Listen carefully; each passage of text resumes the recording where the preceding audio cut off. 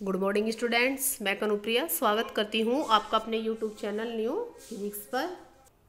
तो प्यारे बच्चों, लास्ट वीडियोस में हमने गति के समीकरण पर आधारित अंक के क्वेश्चनों को हल करने की कोशिश की थी। अगर आपको का कोई क्वेश्चन है तो सबसे पहले तो आप वो रखिए ग्रुप के अंदर, नहीं तो हम चलते हैं आज बहुविकल्पीय प्रश्न पर। कुछ बच्चे थे जिन्हें ये समझ नहीं आ रहा था कि टेस्ट में किस तरीके से क्वेश्चन आएंगे, तो आज हमने जितना पढ़ाया है उससे संबंधित कुछ आंकिक न्यूमेरिकल क्वेश्चन लेके बहुविकल्पीय प्रश्न लेके मैं आई हूँ। तो यहाँ से आपको स्पष्ट हो जाएगा कि जो बहुविकल्पीय प्रश्न आते हैं वो थ्योरेटिकल पोर्शन के अंदर से कैसे आते हैं। तो देखिए, लिखा हुआ है बहुविकल्पीय प्रश्न। निर्देश में भी आपको स्पष्ट दे दिया जाएगा कि निम्नलिखित प्रश्नों के 4 वैकल्पिक उत्तर दिए गए हैं और आपको क्या करना है, सही विकल्प चुनकर अपनी नोटबुक में लिखना है या फिर उस पर क्लिक का। जैसे अगर आपकी ऑनलाइन एग्ज़ाम होने वाला है तो ऑनलाइन एग्ज़ाम में तो आप क्या करोगे, आपको 4 ऑप्शन दिए जाएंगे। जो ऑप्शन आपको सही लगेगा उस पर आपको क्या करना है, उस पर आपको टिक करना है, फिर नेक्स्ट क्वेश्चन पर बढ़ जाना है, फिर ऐसे टिक करना है।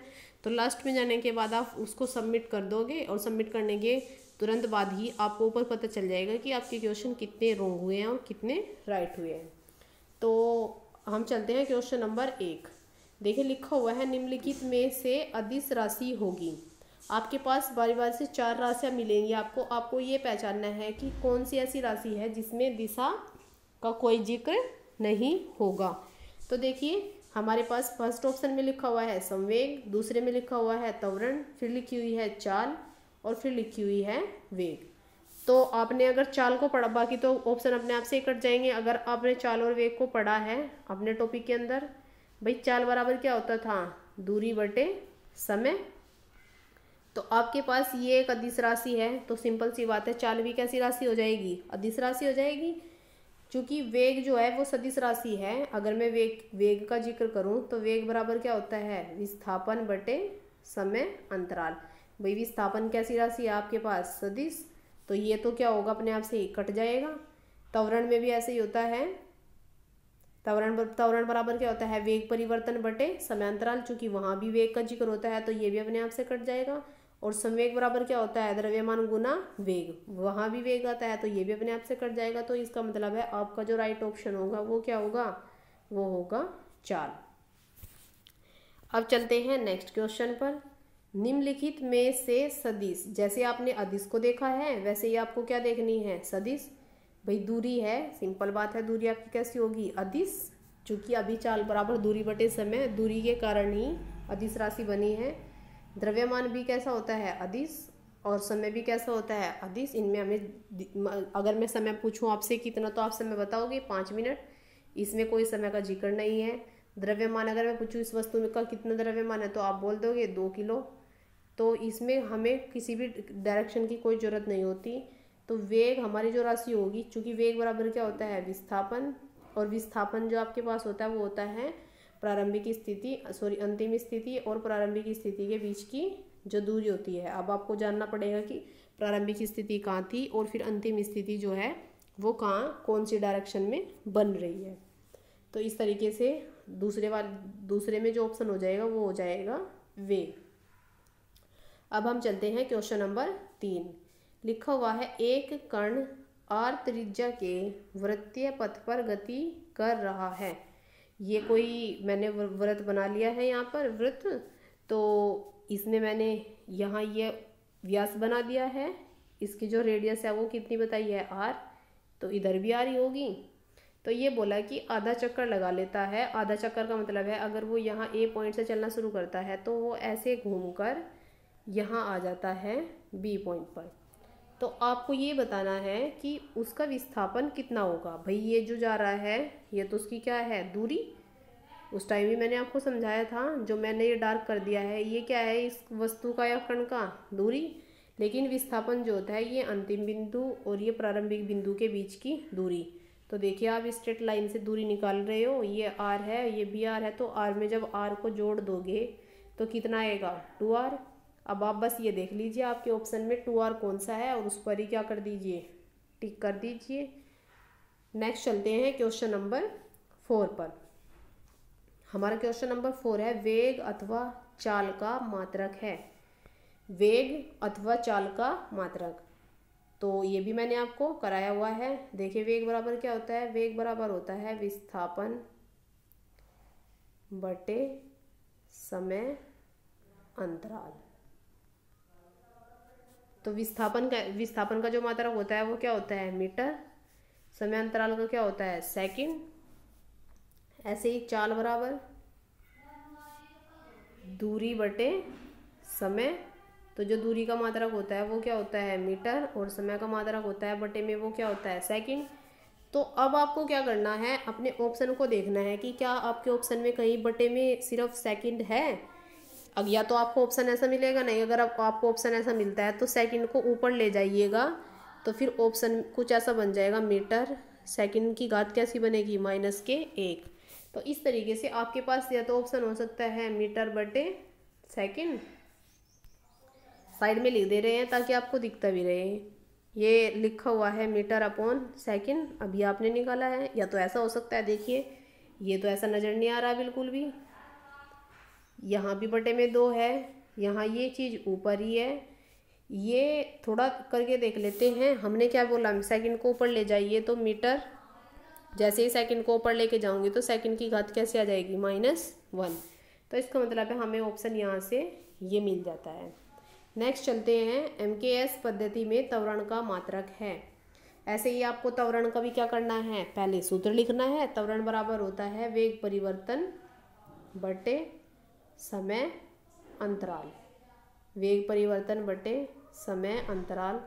वेग बराबर क्या होता है, विस्थापन बटे समय। पहले पूरे सूत्र को खोल दीजिए, उसके बाद आपको लिखना आसान हो जाता है। यहाँ भी समय ही लिखा हुआ है, इसके बटे में 1 लगा देंगे, 1 जाएगा विस्थापन के साथ और ये समय की मल्टीप्लाई होगी समय के साथ। तो आपके पास जो सूत्र बनेगा वो कुछ ऐसा बनेगा, विस्थापन बटे समय की घात 2। तो विस्थापन का मात्रक होता है मीटर और समय का मात्रक होता है सेकंड की घात 2। या तो बटे में हो सेकंड की घात 2, नहीं तो फिर हमारे पास जो ऑप्शन हो वो कुछ ऐसा हो, सेकंड की घात हो -2 और वो कहाँ हो, ऊपर। तो हमारे ऑप्शन में या तो ये देख लीजिए या फिर ये देख लीजिए। देखिए हमारे ऑप्शन में यहाँ सेकंड की घात -1 है, ये नहीं होगा। यहाँ ये तो न्यूटन मीटर की घात -2 है, यहाँ सेकंड की घात भी -1 है, तो ये अपने आप से कट हो जाएंगे। तो जहाँ सेकंड की घात 2 मिलेगी और मीटर रहेगा अकेला, इसका मतलब है मीटर सेकंड की घात -2, तो वो आपका क्या हो जाएगा, ऑप्शन हो जाएगा। नेक्स्ट चलते हैं क्वेश्चन नंबर 6 पर। कोई कण r त्रिज्या के वर्ताकार पथ पर गमन कर रहा है। अभी तो आपने क्या निकाला था उसको थोड़ा सा चेंज करके पूछ लिया है यहाँ क्वेश्चन ने। अर्धवर्त पूरा करने के पश्चात, जैसे ही अर्धवर्त को पूरा कर लेगा, अब तक तो वो क्या कर रहा था, कंप्लीट पर घूम रहा था, अभी वो अर्धवर्त पर पूरा चक्कर कर लेता है, उसके पश्चात विस्थापन क्या रहा होगा। तो ये आप अर्धवर्त बना दो। अर्धवर्त में यहाँ बिंदु A, यहाँ बिंदु B, तो ये न पूछ के वो ऐसा भी पूछ लेता है, कभी कभी आपसे पूछ लेता है दूरी, अब आप दूरी बताओ कितनी होगी, लेकिन यहाँ विस्थापन पूछा है तो आप विस्थापन ही बताइए। विस्थापन ये आ रहा है, ये आ रहा है, तो विस्थापन कितना हो जाएगा, 2r, जो आपके ऑप्शन नंबर C में लिखा हुआ है। नेक्स्ट चलते हैं क्वेश्चन नंबर 7 पर। क्वेश्चन नंबर जो 7 है हमारा, वो लिखा हुआ है, एक कण आधी दूरी। आधी दूरी का मतलब होता है कि जो जितनी भी दूरी उसने चली है वो क्या करता है, सिर्फ आधी दूरी चल रहा है। और आधी दूरी चलने के बाद एक कण आधी दूरी v1 चाल से और शेष आधी दूरी v2 चाल से चलता है। पहले तो उसने कुछ अलग चाल चली और फिर उसने कुछ अलग से चाल चली। जैसे मैं मान लूँ सबसे पहले वो 2 मीटर पर सेकंड से जा रहा था और फिर लास्ट में उसने क्या किया, भाई डिस्टेंस ज़्यादा रह गई, टाइम कम रह गया, तो वो फिर बाद में कितना चला, 5 मीटर पर सेकंड। तो आपको कण की औसत चाल बतानी है। तो हमारे पास इसका जो निकालने का जो फॉर्मूला होता है वो ऐसा होता है कि आपको जो करना होगा कण की औसत चाल निकालने के लिए, देखिए मैंने आपको करा रखी है औसत चाल भी पढ़ाया हुआ है, औसत चाल भी पढ़ाया हुआ है। तो ये जो क्वेश्चन नंबर 7 है, इसका आंसर आप मुझे ग्रुप में दोगे और नहीं आपसे होगा फिर मैं इसको समझा दूँगी। अब हम चलते हैं क्वेश्चन नंबर 8 पर। तो देखिए क्वेश्चन नंबर 8 क्या लिखा हुआ है। ये लिखा हुआ है किसी वस्तु द्वारा तय की गई दूरी समय के समानुपाती है। समय के समानुपाती का मतलब है, जैसे मैं लिख दूँ, मेरे पास सूत्र है चाल बराबर दूरी बटे समय। तो मैं क्या करूँ, इसके बटे में एक रखूँ और क्रॉस मल्टीप्लाई कर दूँ, ये यहाँ चला जाएगा और ये चला जाएगा यहाँ। तो भाई समय को मैं बदल सकती हूँ चाल से, जहाँ मेरे पास चाल लिखी हुई है वहाँ मैं समय लिख सकती हूँ और जहाँ समय लिखा हुआ वहाँ मैं चाल लिख सकती हूँ। तो मैंने इसको बदला, समय कर दिया दूरी बटे चाल। तो देखिए अगर मैं यहाँ से चाल को कोई नियतांक मान लूँ के, तो समय किसके समानुपाती हो जाएगा, दूरी के। जो इन्होंने यहाँ बता रखा है जो दूरी है वो किसके समानुपाती है, समय के। तो निकलेगी क्या आपके पास उस टाइम, चाल। तो इसका मतलब है आप बोलोगे कि वो किससे चल रही है, वो अचर चाल से चल रही है। तो आपके पास ऑप्शन नंबर बी क्या होगा, सही आ जाएगा। नेक्स्ट चलते हैं क्वेश्चन नंबर 9 की तरफ। किसी वस्तु द्वारा तय की गई दूरी समय के वर्ग। अब यहाँ समय नहीं बोला है, यहाँ बोला है समय के वर्ग।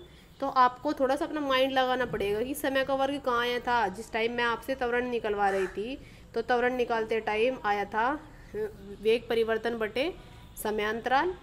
तो मैंने ऐसे लिखा था वेग परिवर्तन और बटे में लिखा था समय अंतराल। तो वेग परिवर्तन भी क्या होता है, वेग बराबर होता है एक तरीके से विस्थापन। विस्थापन को हम मान सकते हैं कि विस्थापन हमारी क्या होती है, दूरी। और भाई वेग में आता है विस्थापन बटे समय, और हमारे पास बटे में यहाँ तो समय रखा ही हुआ है। तो यहाँ देखिए समय का क्या हो जाएगा, वर्ग हो जाएगा, और विस्थापन ऊपर है तो दूरी ही। तो विस्थापन दूरी के वर्ग के समानुपाती कब होती है, या फिर आप मात्रक से भी निकाल सकते हो। त्वरण का मात्रक होता है मीटर बटे सेकंड की घात 2। मीटर किसका मात्रक है, दूरी का। भैया आपके पास जो मीटर है वो किसका मात्रक होता है, एक तरीके से दूरी का, और जो सेकंड है वो किसका मात्रक होता है, समय का। तो ऊपर वर्ग। ये सूत्र किसका है, ये मात्रक किसका है, त्वरण का। तो इसका मतलब आपकी जो वस्तु है वो अचर त्वरण से चल रही है। तो ऑप्शन नंबर सी यहाँ क्या होगा, सही हो जाएगा। नेक्स्ट चलते हैं क्वेश्चन नंबर 10 पर। तो 10 बिल्कुल सिंपल क्वेश्चन है। किसी गतिमान पिंड के दूरी समय ग्राफ, दूरी और समय किसका सूत्र होता है, ये होता है चाल बराबर दूरी बटे समय। तो बस आप ये देख लीजिए कि चाल वाला ऑप्शन कौन सा है। तो लिखा हुआ है पिंड की चाल सी ऑप्शन में, तो आपके पास ये क्या होगा, राइट ऑप्शन हो जाएगा। और ये हमारी वीडियो का लास्ट क्वेश्चन है। यहाँ भी बिल्कुल सिंपल है कि आपको क्या देना है, किसी गतिमान पिंड की चाल समय ग्राफ के जो ढाल होता है चाल समय, चाल बराबर क्या होता है आपके पास, चाल बराबर होता है दूरी बटे समय। अगर मैं यहाँ से अपना जो सूत्र है वो चाल और समय में बना लूँ तो क्या निकल के आएगी, दूरी निकल के आएगी। दूरी बराबर हो जाएगा चाल गुना समय। तो इसका मतलब है, ये देखिए क्वेश्चन आपको क्या कह रहा है, किसी गतिमान पिंड के चाल समय ग्राफ, चाल समय इधर चला गया, इधर क्या रुका हुआ है, दूरी। तो इसका मतलब है आपके पास क्या निकल जाएगी, आपको किसका पता चल जाएगा, आपको पता चल जाएगा पिंड द्वारा चली गई दूरी। तो ये ऑप्शन यहाँ पर क्या होगा, सही हो जाएगा। तो इस तरीके से बनते हैं आपके आंकिक बहुविकल्पीय प्रश्न। तो ध्यान रखिएगा, आज मैंने जो दिया है ये दिया है क्वेश्चन नंबर 7। तो कमेंट बॉक्स में कमेंट जरूर करना, या फिर आप ग्रुप में भी इसका आंसर मुझे निकाल के दे सकते हो। और अगर आपसे वो नहीं होगा तो आप मुझे पूछ भी सकते हैं। तो अगर वीडियो आपको अच्छी लगती है तो वीडियो को लाइक करें, शेयर करें और कमेंट करना ना भूलें। आज की वीडियो यहीं पर समाप्त होती है। धन्यवाद।